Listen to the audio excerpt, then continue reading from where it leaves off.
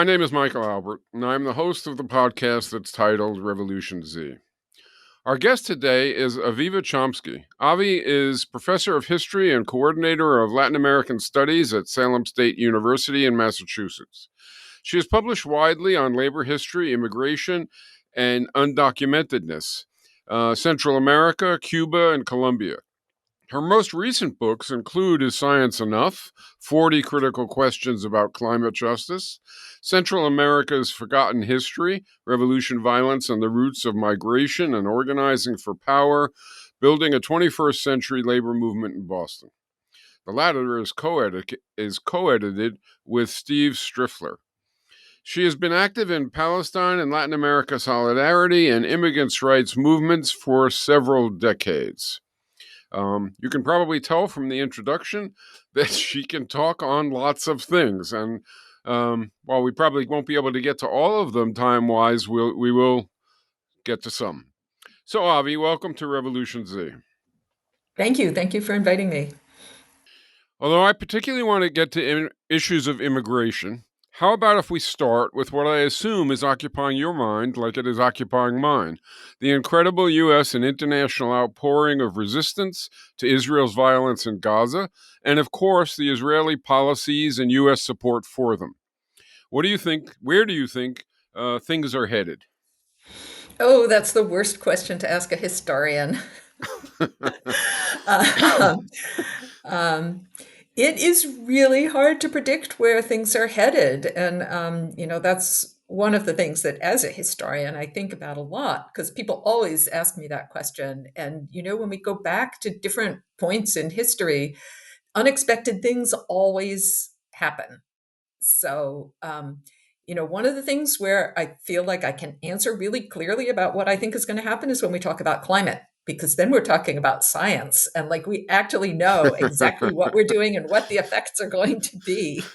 But human history is so much more unpredictable than what happens when there's so much CO2 accumulating in the atmosphere. Um, but so, just in immediate terms, uh, just, I haven't even had a chance to look at the news throughout the day today, but, yesterday evening and early this morning, um, I didn't think Hamas was going to agree to the ceasefire proposal. I didn't think Israel was really going to move into Rafah. Um, and, as I said, I have no idea what I'm going to see when I look back at the news. I've just been running around all morning, so I haven't had a chance to. But okay, but a couple of trends that I guess I can say that I see happening.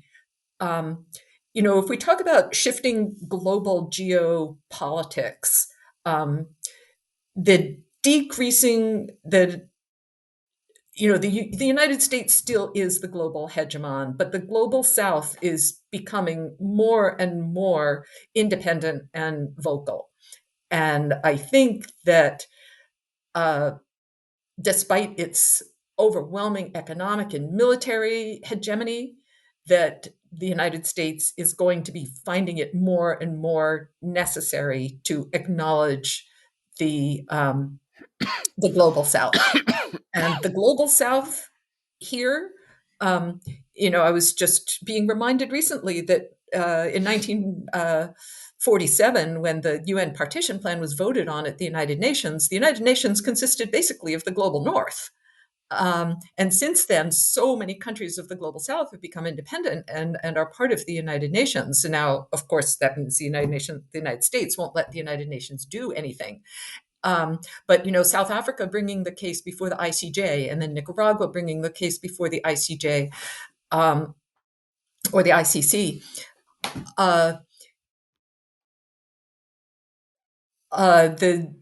The capacity and voice of the global South is going to be taking more and more of the global stage.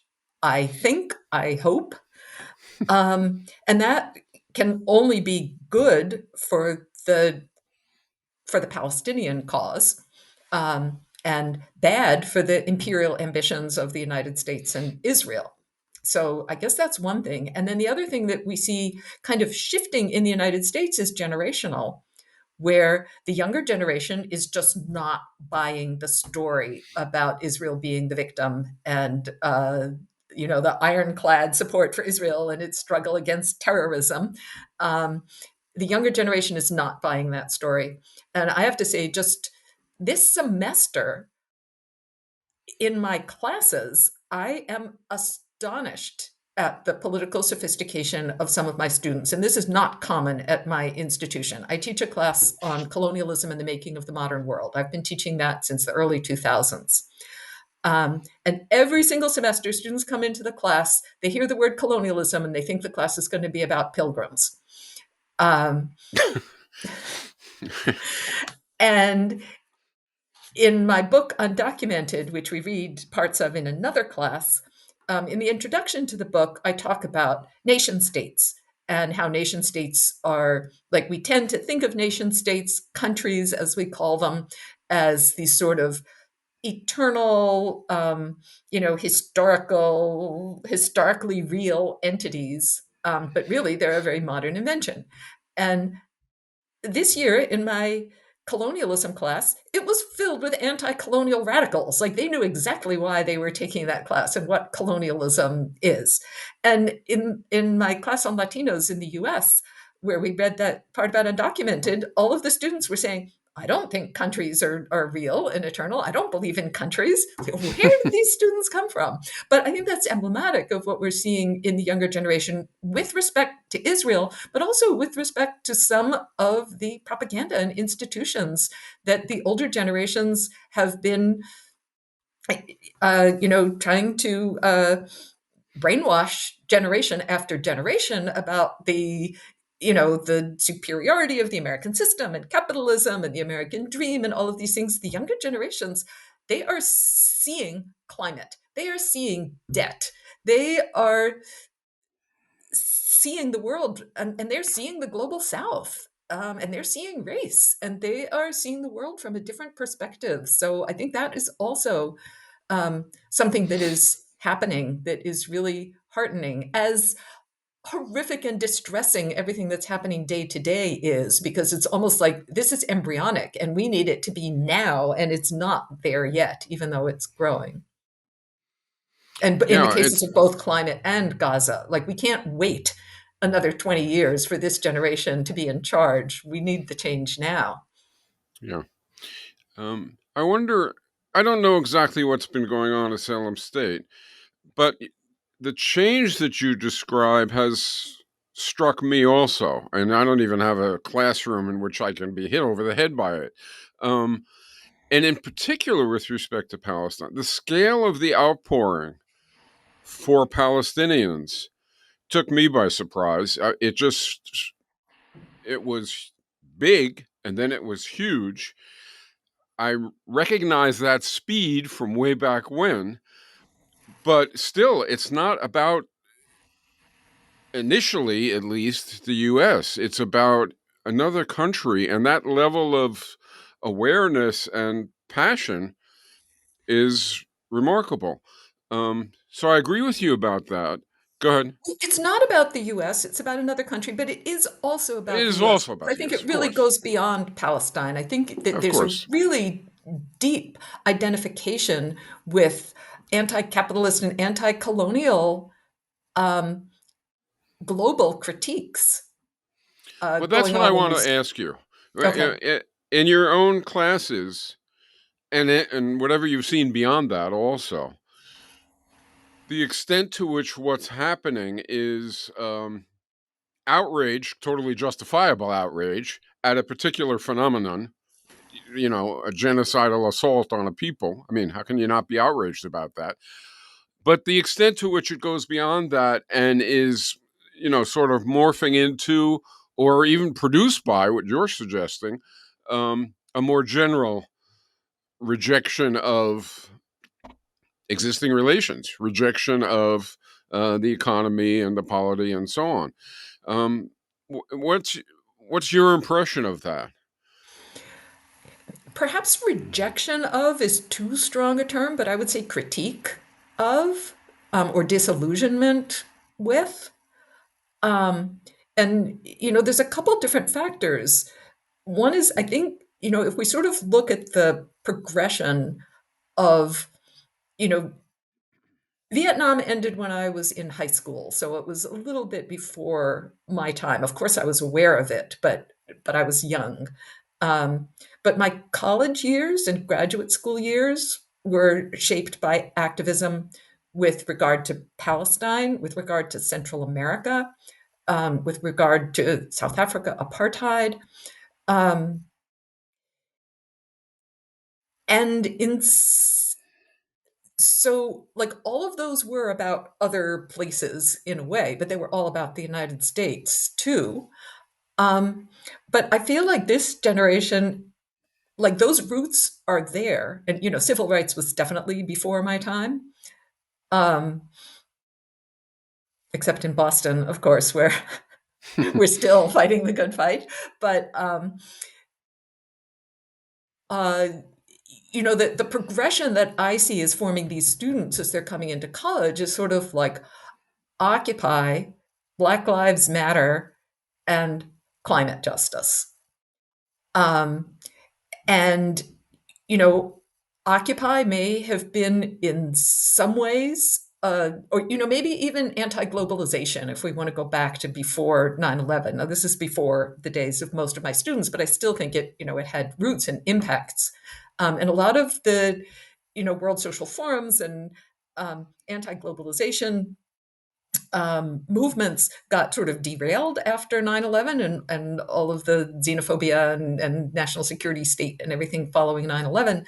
But, Occupy was a pretty deep critique of capitalism. Yeah, Um, and Black Lives Matter, uh, I think, really awakened a lot of people to an analysis of like structural racism and what it has to do with the economy. And not so much in terms of movements, although there are movements around this, but I don't think they've been as big in terms of forming students' ideas. But climate and debt are ideas that they just that are forming this generation and their thinking. Like they know there's something wrong with the global economic system that uh and putting all of those things form a sort of a stew that um that I feel was sort of but in addition to all that, I think there's a really strong sense of disillusionment with politics as usual in the sure. country. And we see that young people hate both candidates who are running for president and feel like they have no political voice. Like they know we live in a so-called democracy, but I have yet to meet a student who feels like they have a political voice in the country. At least through mainstream political channels. So, I perhaps the the the spark or the urgency of the genocide was more so people feel, and they constantly say in my classes, but what can we do? Like the system's too strong. What can we yeah do? What can we do? yeah What can you do? um, but that one of the ways that I see political energy being challenged now is that people feel like, okay, this is something we can do. right Like rather than just sitting home and being upset about, this is something that we can actually do. right. I have two lines of questionings. I don't know how to do both, but I'm I'll going to tell you take what they notes. are, and you can go in whichever way you want. From what you just said, one is, and please don't take this wrong, but you mentioned Black Lives Matter, you mentioned Occupy, you mentioned climate, you mentioned there was something missing. Debt. No, Oh, me too. oh, me too. Yes. Yeah, the whole, but I don't think that's an. I think nowadays it is somewhat missing. Something happened on that front, and I find all over the place misogyny, feminism, Me Too. It's not mentioned very much. I don't get that. So I want to ask you about that and your students. And then the other thing was the picture you paint, and I agree with it, is that the the doubt. the anger, the frustration is all sitting there. Um, and it has been sitting there. In my mind, it's been sitting there for 55, 60 years. I mean, that's there. I even think it's there in the regular population, right? Which is very different than when the 1960s emerged and we all thought corporations are great, they're for the people, lawyers are for justice, doctors are for health, and on and on and on. People really believed all that. And then along came the civil rights movement and the war, and we became furious at the hypocrisy that we had been lied to. In other words, because the lie was revealed. I don't think that happens nowadays. I don't think students are deceived at all. I mean, at some level, everybody knows everything's broken and what's going on. So the question becomes, and you partially answered it, okay, why does Gaza spark everything, spark the giant response, and 2 months before, same political level, same awareness level, same frustration, 2 months before, much less is happening. Well, why does Occupy do that? Or why does Me Too do that? Or why does, in other words, what causes the surge and why don't the surges last beyond the precipitating thing? Because those are that's what's going to determine whether we're watching another surge that stops, which is very, summer is coming. And Mhm. it's a killer. I mean, summer is like a serial killer of movements. So I know I just asked a lot. I apologize. But it means that your words, sparked a lot. So that's good. Um, so take up anything you want. Okay. Why don't surges last? Um, I feel that there is something specific to the United States in terms of the fragmentation of the left and the lack of institutional continuity in the left. So, we don't have a political party system here. And in other uh, parts of the world, say in Latin America, I won't even talk about Europe, but in Latin America, you see the political party system where you actually have parties of the left that last for generations and that people are raised in and that are so deeply embedded into so many different social institutions in the country and also play a role in a democratic political system when there is a democratic political system. But the parties survive the dictatorships and they come back. Um, that uh, in the United States, oh, and then there's labor movements, and the way that the U.S. labor movement was kind of seduced into the Cold War mentality and the guns and butter business unionism. So I think the lack of parties and the lack of a strong left labor union movement in the United States has meant that it's been really difficult to build institutional continuity that can survive a summer when students go home.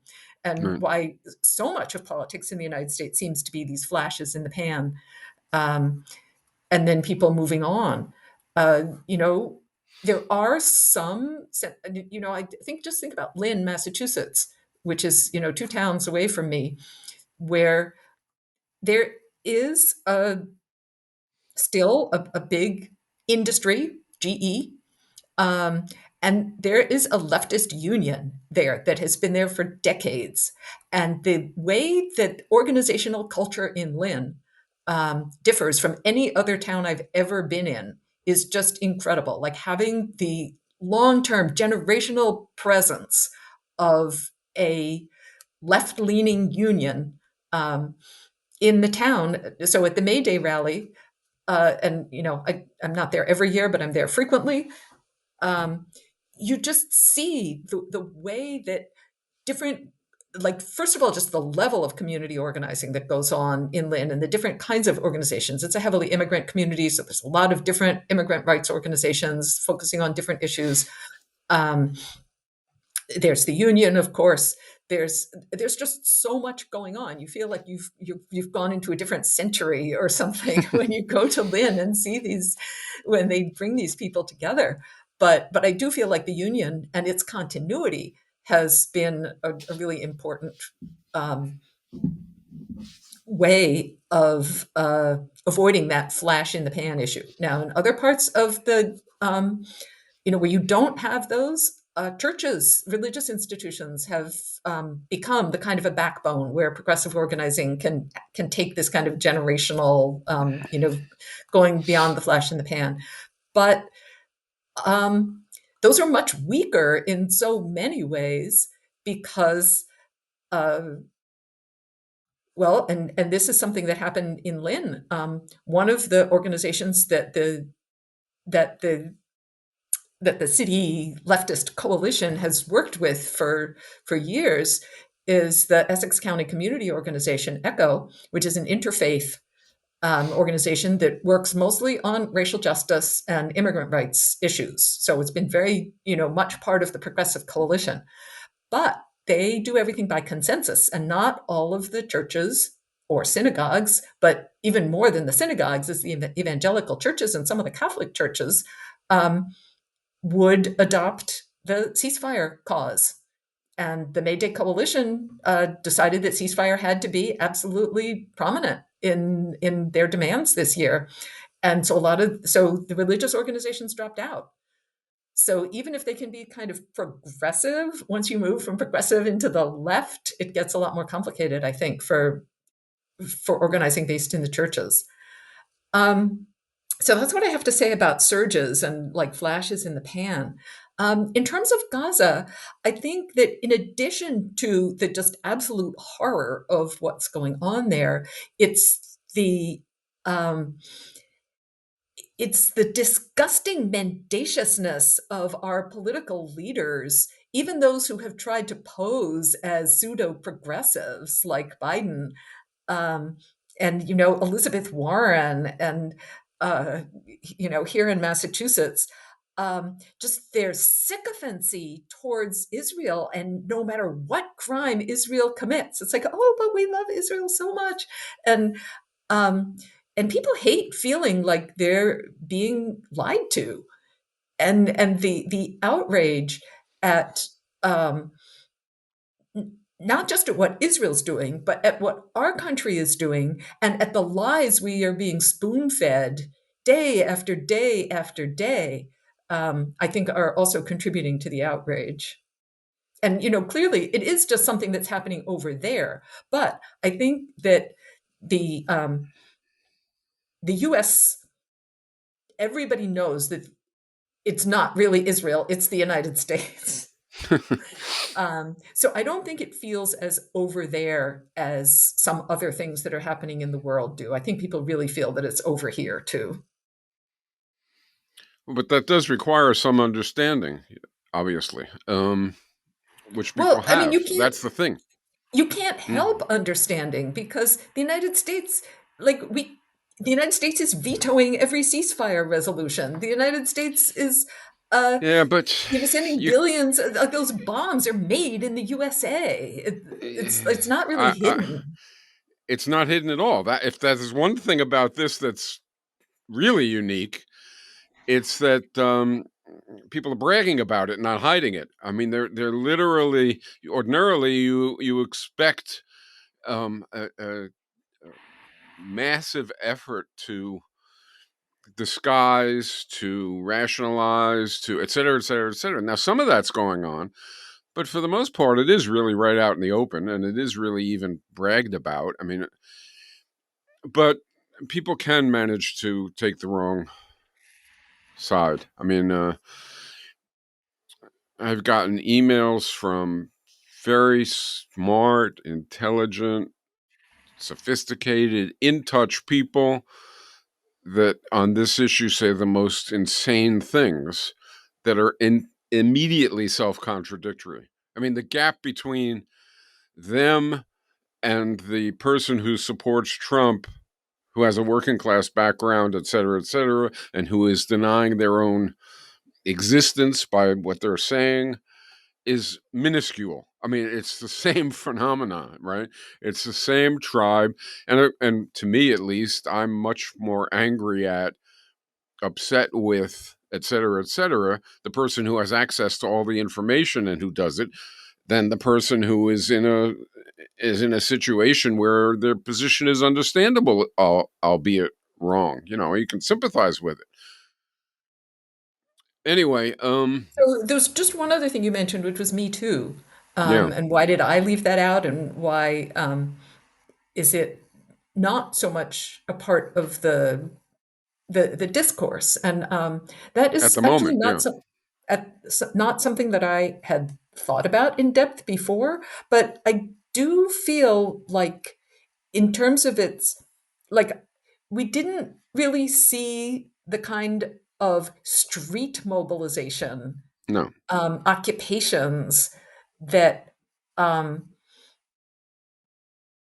that that are very inspiring to young people in terms of thinking like we could really make change. I think Me Too felt a little bit more mainstream, like it's happening through the legal system, it's happening through the mainstream media. Uh, I it's don't true. think it had that kind of um, emotional sense, like this could really change the world. Like we can do it and we can change the world. Yeah, that was the other part of what you were saying that I think is, I mean, one reason for not doing stuff is there is no alternative. Not that you're going to lose, but it wouldn't matter if you were strong enough to win because there is nothing else. So that's one obstacle. And then the other obstacle is, even if you have something else in mind, even if you have a clear picture of something else, you can't win because we've gotten to a point where the other side is just too damn strong. And so your answer sort of suggested that these various things that have been happening have been chipping away at the other side is too strong argument. In other words, we don't know Mhm, what to do. Nothing we do can have an impact. That's getting chipped away at the moment considerably. Although, again, there's this problem if they go into Rafah and if things really, I mean, things can get worse. In mhm, fact, the agenda is for things to get worse. I thought from mhm. day one, Israel's agenda was kill them or exile them, period. I mean, they Um, said it straight they said out. it. Yeah. Did you listen to the ICJ hearings? I listened to the entire South Africa I couldn't case. take it. I couldn't even, I I couldn't just stand couldn't to take listen it. to the Israeli case, but I did listen to the South Oh, Africa I case. read the South African case, right? Yeah, and it was clear enough.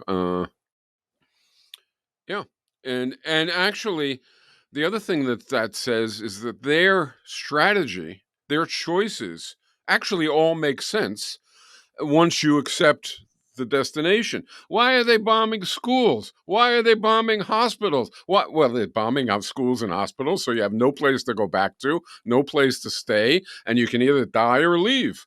Uh, if that's what you want to do, what they're doing makes sense.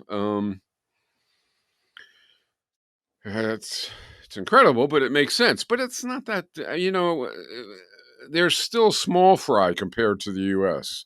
I mean, Mhm, they're more blatant. They're more, and per capita, it's arguably as intense as Vietnam was, maybe more so. But the scale is still another thing. Uh, anyway,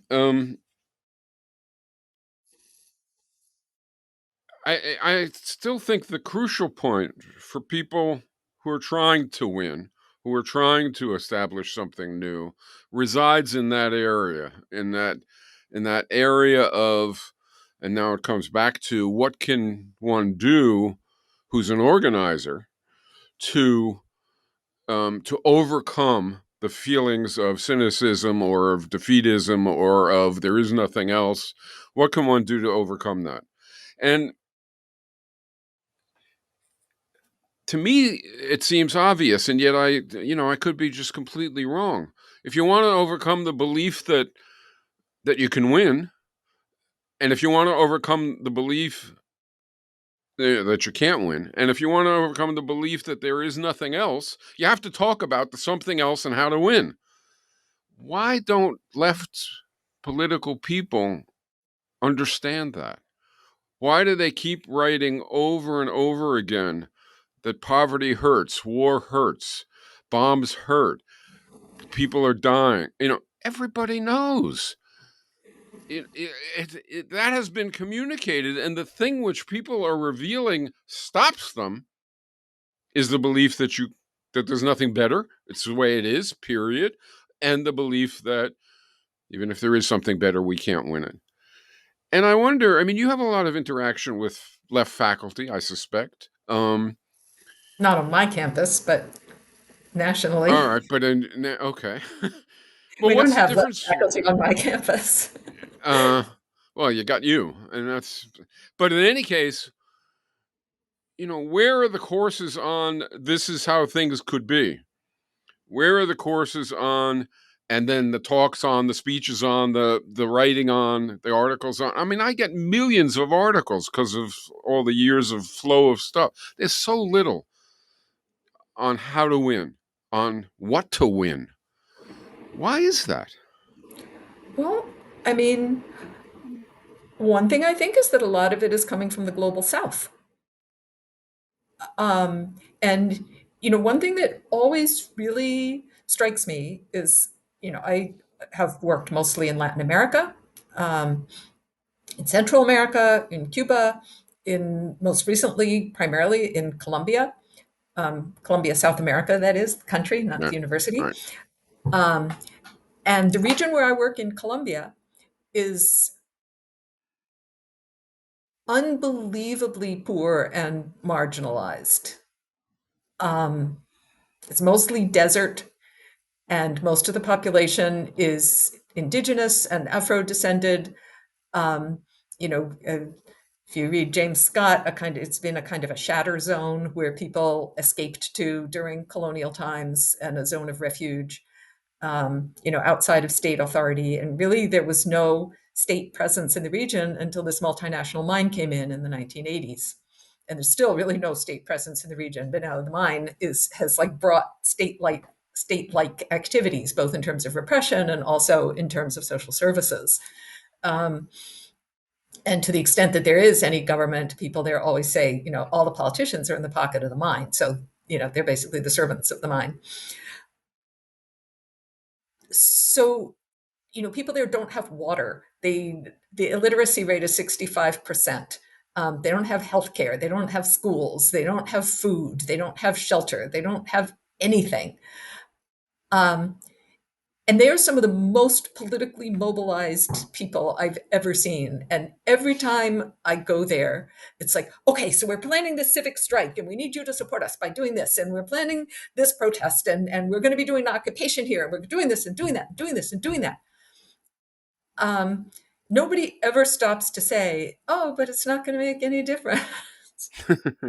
We're not going to be able to win. And then when I come back to the United, and I mean, I get inspired and energized by being there. And like, is this the highest phase of imperialism where we have to extract our motivation from the third world? Yeah. I don't want their resources. I just want their inspiration. But hopefully people feel better about sharing that. But this feeling like we can't do it here, so we have to go there to get it. And then I come back here and I give talks about what's going on. And the first thing everybody says, oh, but well, what can we do? It's like Oh, but nobody what? there ever, Sorry. what can we do? Oh, okay. Yeah. Should we stop buying coal? Should we Right. boycott coal?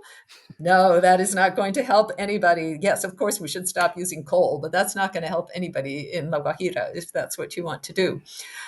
Um, so the the extraordinary depoliticization and sense of failure and lack of alternatives here, I think, is a product of the system. And in Colombia, the system is just much less successful in convincing people that it's the only way. But I lived in Nicaragua under the revolution. I lived in Cuba under the revolution. Um,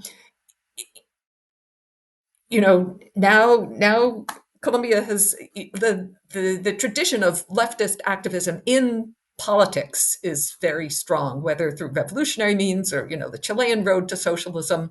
This is one of the things that if you study Latin America, you know about, and if you are in Latin America, you know about. Um, So, partly it's because the system has been less successful in just convincing people that it's the only way. But But see, I used to, ages ago, I used to see that. But I also would say to myself, okay, so in China, they're going to make a revolution. What do they have to communicate to more and more people to get more and more involvement, more and more commitment, et cetera, et cetera? Basically, food is better than starvation. Um, you know, having a having something to eat and a little bit of dignity is more than enough to battle for. But then you come back to the United States, based upon our ripping everybody off for forever, and you ask, what do you have to convince people of? And I think it's something much larger. In other words, there's not this obvious. How do I put the Columbia left, right? When you encounter it, okay, so it has spirit, it has energy, has demands, has actions. Does it have a vision that would matter, that would convince somebody in the United States that they should give a significant part of their life to change the United States similarly, or England or France or wherever? You know what I'm saying? In other words, well, I there mean, isn't. I think people in the United States are capable of being inspired by the idea that another world is possible. It's not easy Um, though. and so in terms of like what are the ideas for what this other world could look like, let me just mention two really big um, ideas coming out of Latin America that I think um, deserve far more attention in the global north. Um, One is plurinationalism, like the idea that the nation state is not the state of one people, it's the state of many peoples who all as peoples have rights and sovereignty within the nation state, that a nation state does not have to be a nation state, it can be a plurinational state. um, and the other is buen vivir. And interestingly, both plurinationalism and buen vivir are coming primarily out of the Andean countries and the other parts of Latin America, but have spread to other parts of Latin America, but especially those regions with large indigenous populations that have been marginalized and colonized and fighting against. We talk about settler colonialism as characterizing certain parts of the world, like the United States, the British settler colonies, the US, Canada, Australia, New Zealand. Um, but there's also a move now to think about what does settler colonialism mean in Latin America, as opposed to ordinary colonialism where the Spanish colonized and then they left. Well, what characterizes settler colonialism is that the colonizers never left, right? It's a, a structure, not an event. But in many ways, Latin America also fits that concept of settler colonialism because Euro descended people still dominate indigenous people, and indigenous people have been utterly marginalized from the states that were formed in Latin America after independence. So, in that respect, they share some similarities with settler colonialism. Um, but so Buen Vivir also has come out of increasingly strong indigenous movements in Latin America that uh, that the goal of the economy and of the state should be not to promote economic growth and increasing consumption and this road to environmental destruction. It has an environmental aspect, but also a socio-political aspect, that living well means living in harmony with the natural world. And that means questioning the entire capitalist system, because the capitalism cannot live in harmony with the natural world, because capitalism is the idea that you have to keep progressing by. So the whole concept of economic development and what it's supposed to mean, and how it's supposed to happen is being challenged with this idea that um, that the goal should be living well rather than getting more, and that living well has uh, that it's a stance toward climate, it's a stance toward capitalism, And, it's been written into the constitutions of several, and the rights of nature, in Ecuador and in Bolivia. And it's a very prominent idea in Latin America. And both of these, I think, are ideas that are not widely known in the global north. They're not unknown in the global north, but they're, off in the far corners of academia rather than in kind of mainstream political discourse. And this idea of living well rather than producing more is a really fundamentally anti-capitalist, but also anti-capitalist from an environmental perspective. And you can see a kind of a harmony between like scholarly degrowth economics that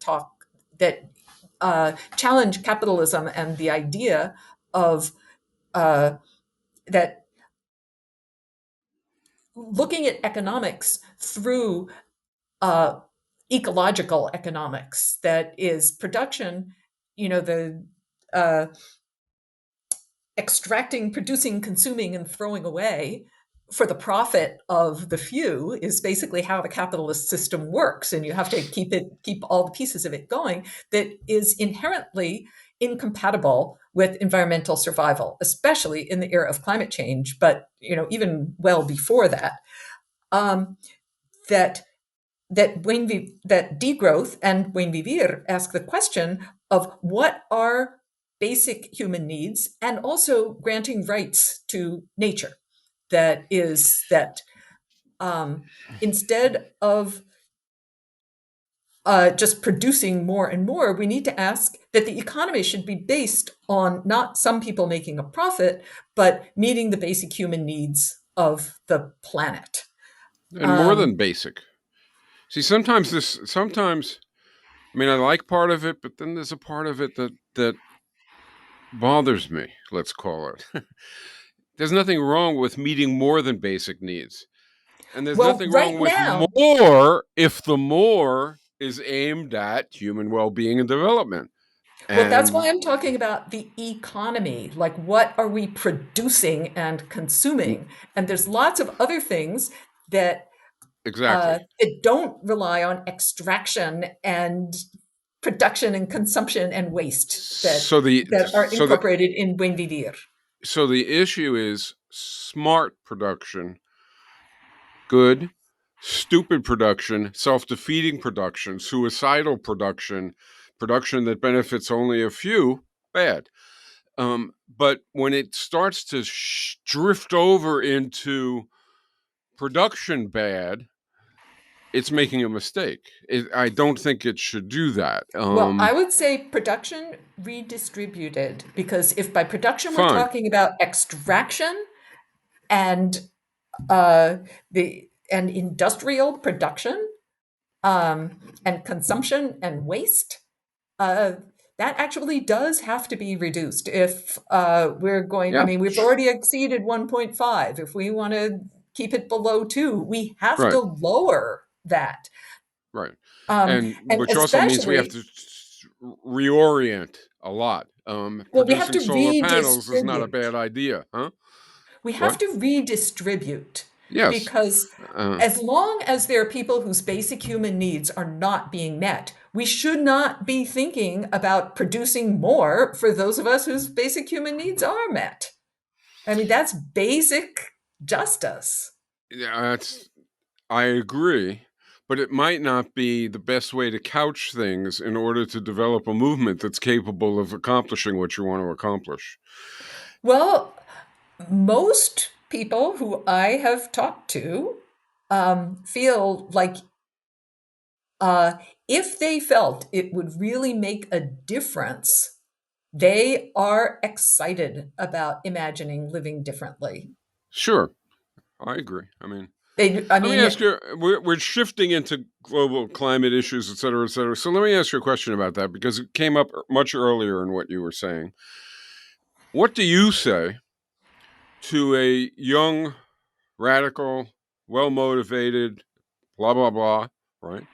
Who says you can't have a sensible climate outcome. You can't deal with the current crises unless you've already eliminated capitalism. Um, well, I don't think we have time to eliminate capitalism. Exactly. So what do you say now?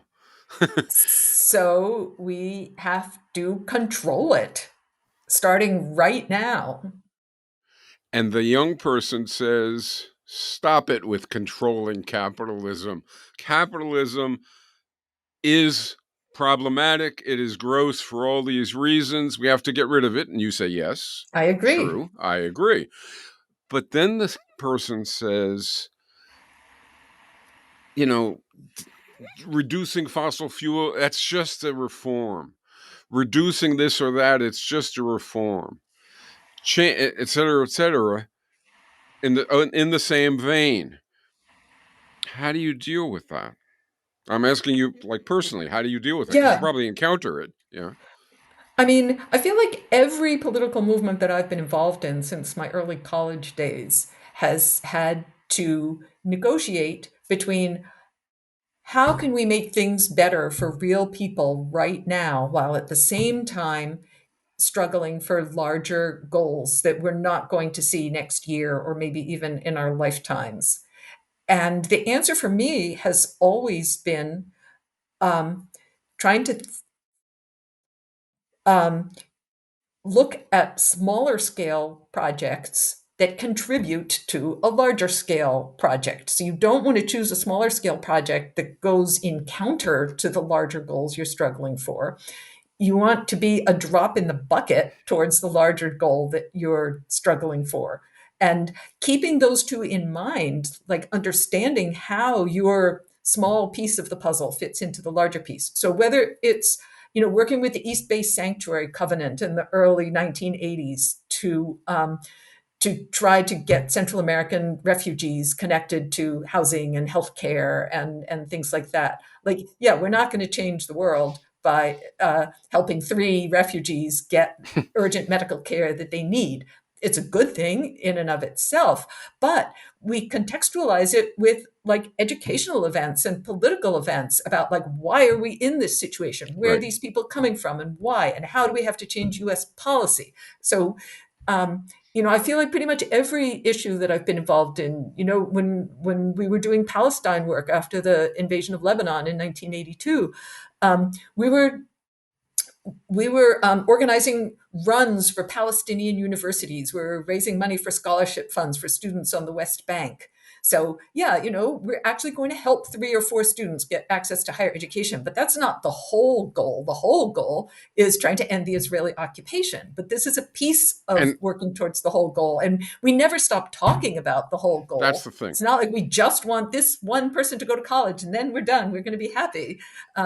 But and the same thing with the work in Colombia.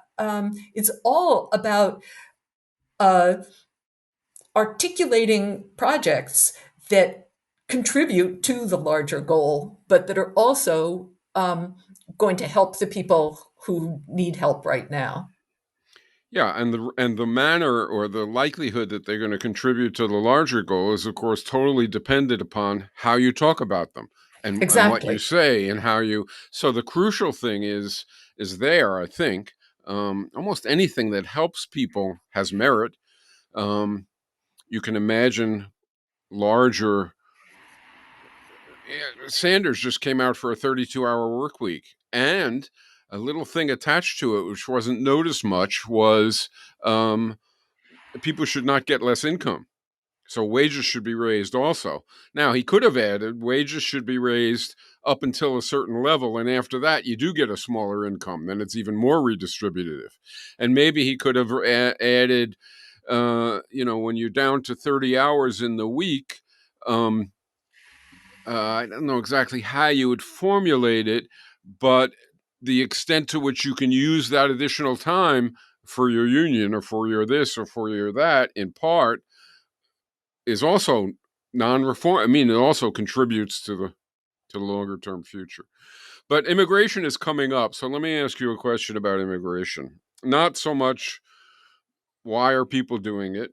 That is, why are people looking for another place to be? If you want to talk about it, okay. But the question I have for you is in line with this whole idea of non-reformist reform struggles of battling for something in a way that also moves forward, and in line with the idea of contributing to that process. What's the demand? Is the open borders demand, which most people, I think, I'm not even sure about this, but I think most people who are really concerned about immigration and coming immigration problems due to global warming, etc., um, have in mind is open borders. And I wonder two things. Is open borders now viable? In other words, can you say open borders and organize around open borders as compared to some change in quota or this, that, or the other thing, usefully or effectively? And is open borders even correct in the long run? Um, Okay. Yes, okay, I can talk about all that. good. Um, so I am an advocate of open borders. I'm an advocate of no borders. I'm an Right. What's the advocate of same? Isn't it the same plurinational thing? states without borders all over the world. But yeah, I mean, as a historian, you know, the world had open borders until very recently, and somehow humans survived without having borders that tried to restrict freedom of movement. I think freedom of movement is a human right, and we need to rethink what we mean by sovereignty. We need to rethink what we mean by borders. The borders of today's world are created to maintain colonial and post-colonial inequality. That's the main reason for borders in today's world, to maintain the concentrations of wealth that were obtained by colonialism and to maintain the concentrations of poverty that were created by colonialism. So if we see the historical roots of today's borders, they're completely illegitimate, and there's no reason to talk about maintaining them or defining sovereignty in terms of militarized borders. Again, these are just really contemporary iterations of colonialism and apartheid, I would say. So I have no love for borders at all. Um, at the same time, I often use the comparison of how borders between the states of the United States work, like the border between Massachusetts and Connecticut. Like we can have an open border that has a legal existence. Like there actually is a border between Massachusetts and Connecticut. The speed limit changes when you cross that border, medical marijuana, or I don't know, like states have different Something, laws in right. many ways. So there's no contradiction between legal borders and freedom of movement. So you can have a border that says, like, once you cross into the United States, you have to obey the speed limits and you have to pay your taxes. And it's just the same ways when you cross the border from Massachusetts into Connecticut. That having a border does not mean restriction of freedom of movement.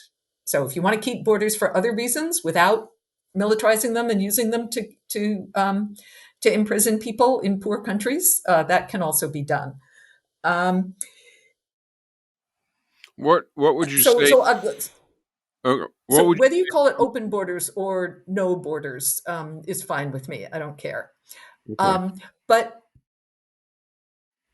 in terms of the realistic nature of what can we fight for in the next 6 months and year and lifetime, I'd like to look at how have we made the border more uh, policed, more militarized, more dangerous, more repressive in, say, the past 10 years. Can we start rolling back those things? Like, that's a more realistic way of saying, okay, what can we do right now to demilitarize, decriminalize, and uh, dismantle the repressive apparatus of the border bit by bit, just by rolling back some of the most draconian and human rights violations that we have put into place at the border itself.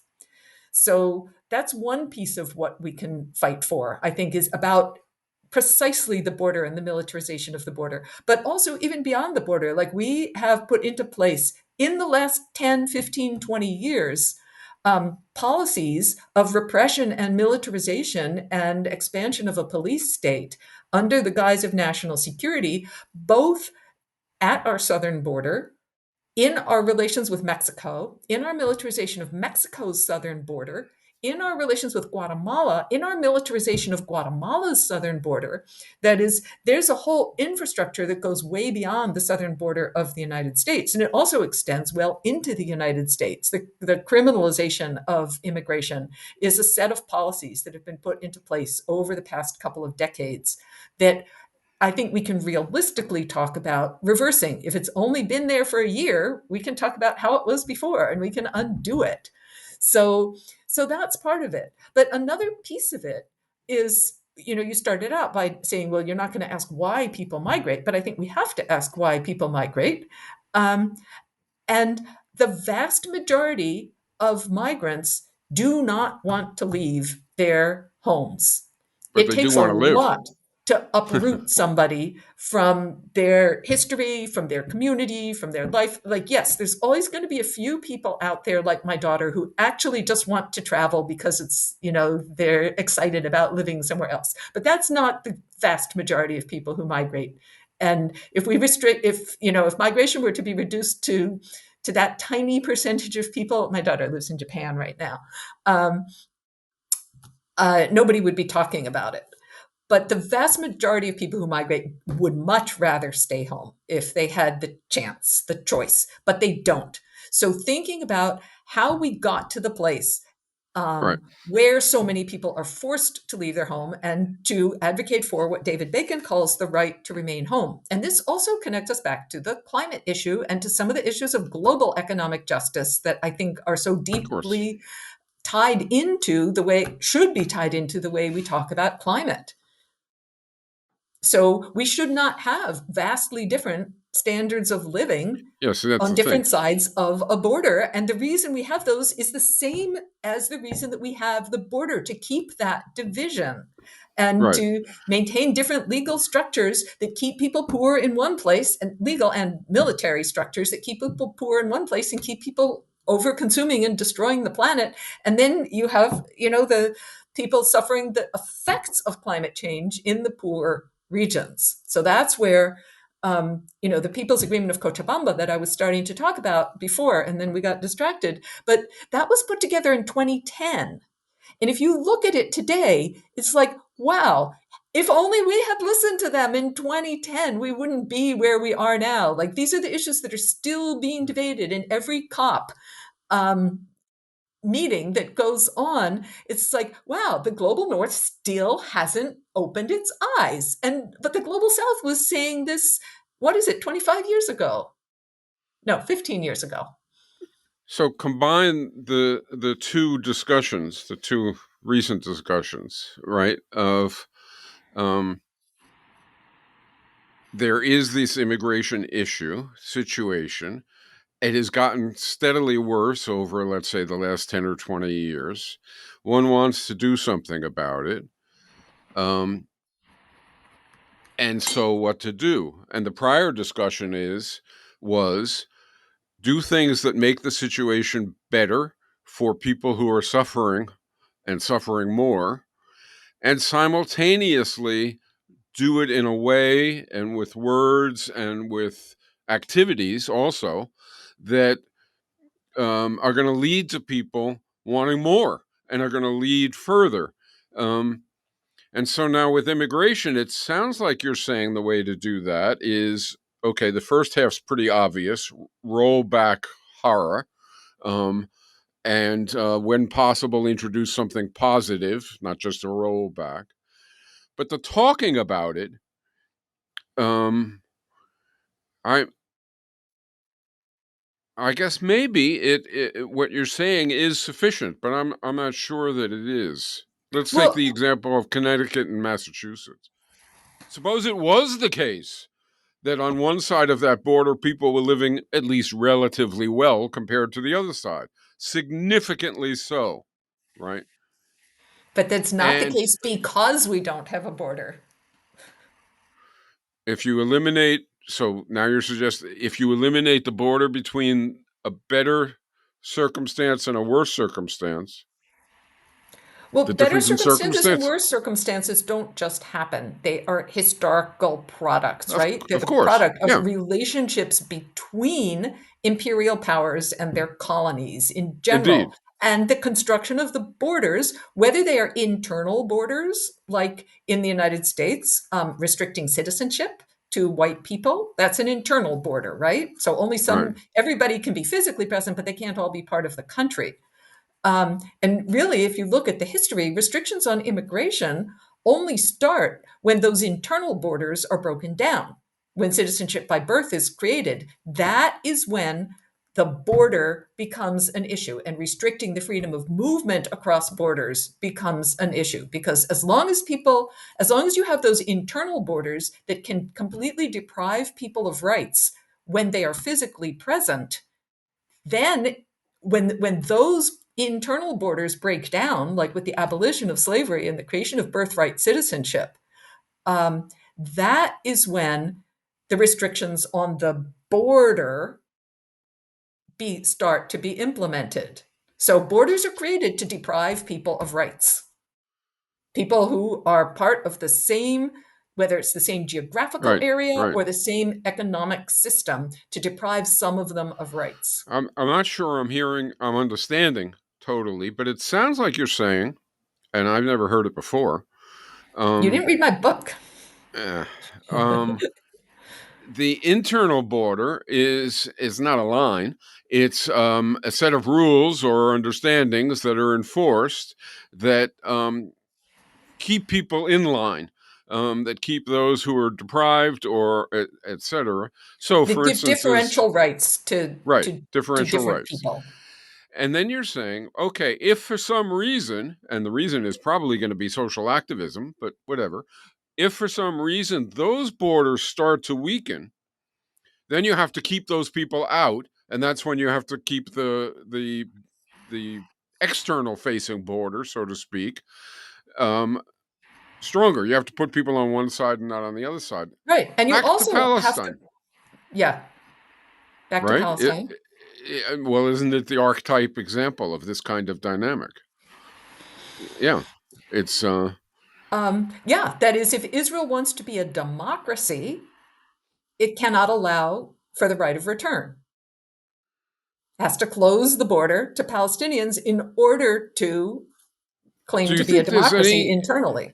do you think it's conceivable that there is at least a slight erosion of the asymmetry between uh, Jewish and Palestinian constituencies inside Israel and the increasing um, energy put into um, literally exiling those in Gaza and perhaps next the West Bank? I mean, I don't know much about the situation inside Israel proper, so to speak, where there are Palestinians and there are Jewish. Is the situation between them changing? Because we just described a situation in which, if Spanish people speaking people in the United States are, for by whatever dynamic, getting a bit more rights, getting a bit more access, etc., inside the country, then you have to solidify the border to keep the numbers down. Is there any analogy here? Um, it's not a perfect analogy because, first of all, so if you look at from, say, 1948 to 1967, Palestinian Israelis lived under military rule, right? Under a completely different legal structure than Jewish Israelis did. After 67, there was a transition to democracy in Israel, where Palestinian Israelis had supposedly equal rights. But more important than equal rights internally, because that was much of that is a facade, because there's very important legal distinctions, um, that in terms of land ownership, in terms of the privileges that come with military service, and who is mobilized for military service, Jews, who has access to land ownership, Jews. So there's some very clear legal apartheid, as Amnesty International and Human Rights Watch and B'Tselem, the Israeli human rights organization, use the term freely to describe not only the situation on the West Bank and Gaza, but also inside 1948 boundaries. Um, but Israel needs to present to the world a facade of democracy. So Palestinian Israelis do have political rights. They can vote, they can serve in the Knesset. And that is a big part of how Israel presents itself as a democracy to the larger world. But that is precisely why Israel will not. I mean, Israel has open borders for Jews, right? But Right. Israel will not, even in the remotest terms, acknowledge the right of return for Palestinians who have left, and that there is this, or who were driven out in 1948, or have been forced out or left since 1948. Um, so and there has been an ongoing attempt to expel Palestinians not only from inside 48, but also from the West Bank and Gaza, given that large sectors of Israeli society are still firm believers in from the river to the sea. Right. One state, Israel, where we bring in as many Jews as possible and kick out as many Palestinians as possible. So I would say that yes, the facade of democracy and political rights as citizens for Palestinian Israelis does depend on Israel's complete negation of the right of return. But I Hmm. wouldn't say that has particularly changed since 1967. Yeah, but that changes. The change in 1967 is real, and the subsequent dynamic is real. Well, So, but the right of return was not was absolutely off the table before 67 as well. yeah, but Because even with the military rule for the Palestinian population before 67, Israel still wanted to present the facade of a democracy. And you can only right, have a democracy for Jews when you have a numerical majority. I mean, a democracy for only Jews when you have a numerical majority of Jews. right. But to have a democracy, to have a Jewish state that you call a democracy. Okay, so we've gotten far, and I know if I ask you if there's anything else you want to talk about, there will be. There Which is will the be, way but I also have, it's the way I usually end with somebody. I say, well, is there anything that we haven't covered that you really want to cover? And let's do that, and then we can close it out. But I'm afraid with you that it'll be too much. yeah, So, and but I in actually any have case, another I'll say it commitment coming anyway. up. Huh? You what? I have another commitment coming up in a few minutes, Okay. so I can't really stay Okay. on much longer. Uh, okay. So, but what we can do is we can do it again at some point. Sure. I wanted to ask you one last question. It's let's try and do it in a not too long an answer because you have another commitment. Among your students, is there any comprehension of the validity of look, this election too, there is a much lesser and a much greater evil. And fine to say stop Trump, then bash Biden. Bad to say never Biden and to mean it, so that you just stay home or whatever. At least in swing states, in contested states. Is there any awareness that you know, or is it just never Biden? I would say not only among students, but in my own mind, this is a struggle, and among some of my closest friends. It is a Um, struggle. Yeah. Okay. uh, I live in a blue state, and usually I vote a protest vote because I know that I live in a blue state. Um, But that's following what I'm saying. well, Or not voting uh, is following what I've never voted for a presidential candidate. Not once. and I would I vote for Trump. definitely I mean, for Biden supported, against and Trump. we promoted the voting against Biden in the primary, Yeah. which in the case of Massachusetts was voting.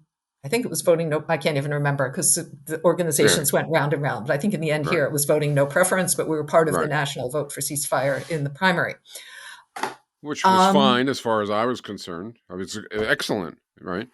so um, there was one election, and now I can't even remember if it was 2016 or 2020, where because I do a lot of bike riding, and when I ride my bike, I usually go into like wealthy parts of Massachusetts because that's where the great biking facilities are. Right. Right. I saw a lot of Trump signs, and again, I can't remember which one it was, but there was one where I decided I actually was going to have to vote. Um, I guess it must have been Okay. 2020 because I think it was Biden who I decided I was going to have to vote for, or maybe it was Right. Clinton. I don't know, but Right. because I just wasn't sure that Massachusetts was even going to go blue after all the signs I was seeing. Um, the counter argument, which I have heard from a lot of young people and which I have a lot of sympathy for, is that if we keep giving in and voting for the Democrats, no matter how bad they are, like we have to teach them a lesson that they cannot take us for granted. Um, and that refusing to vote for them is the best way that we can do that. Um, And So I'm and when we I'm pretty sure that in the end I'm going to cave and vote for him. But I have to say that I have a lot of sympathy for that position also. unless it was a contested state, I wouldn't vote for him. So it's not as if but I don't see how the problem of um, putting more pressure on the Democrats is enhanced, is propelled by um, allowing Trump to transform the entire apparatus of the United States into a disgusting mess. And it isn't even just Trump. Now it's the Republican Party. Um, but I don't want to debate it or argue it out. I wanted to get a feeling for it, for what's going on. Yeah, I In mean, I guess I would. 1968, in 1968, here you don't have to respond to this personally, but in 1968, I and everybody I knew didn't think twice, didn't give it an iota of attention to vote for Humphrey over Nixon. It wouldn't even enter your mind, right? I I, I don't even know whether it entered Noam's mind, but it certainly didn't enter any of our minds that we would inconceivable, right? Now it's conceivable. People, and I think that's more sophistication, not less. Among the radicals, among the people who are out there, doing encampments, et cetera, et cetera, that that it does at least enter people's minds as a possibility. But I fear that it needs to enter people's minds as more than a possibility, or we're going to get Trump. And I do think that would be absolutely catastrophic. Um, so, It would be, but Biden's pretty catastrophic too. yeah, but not remote. It's I. Anyway, I don't want to argue All it. right, I I mean, don't want to argue it either. So, all right, but go ahead. no, no, no. I just um, it's not completely obvious to me. Um, I hope something happens so that we have another choice. Although we just learned yesterday that we have a very right wing Democrat as our congressional rep here in my district, and we were trying desperately to get another candidate to run against him in November. So we've been collecting signatures, and we just learned yesterday that we didn't get enough. So Terrific. Uh, all right. Well, anyway, maybe they'll both disappear, and we can have a real choice. yeah, Who knows? Anyway, my usual final question: is there something that we didn't cover, but that you really feel an urgent need to cover now? no, we did a uh, great job. okay. And we'll get another shot. Maybe we'll have another shot in the end of the summer, and then we can talk about the electoral issue, which will be front and center, and duke it out or agree. I bet by then we're going to agree completely, but we'll see. All that said, This is Mike Albert signing off until next time for Revolution Z.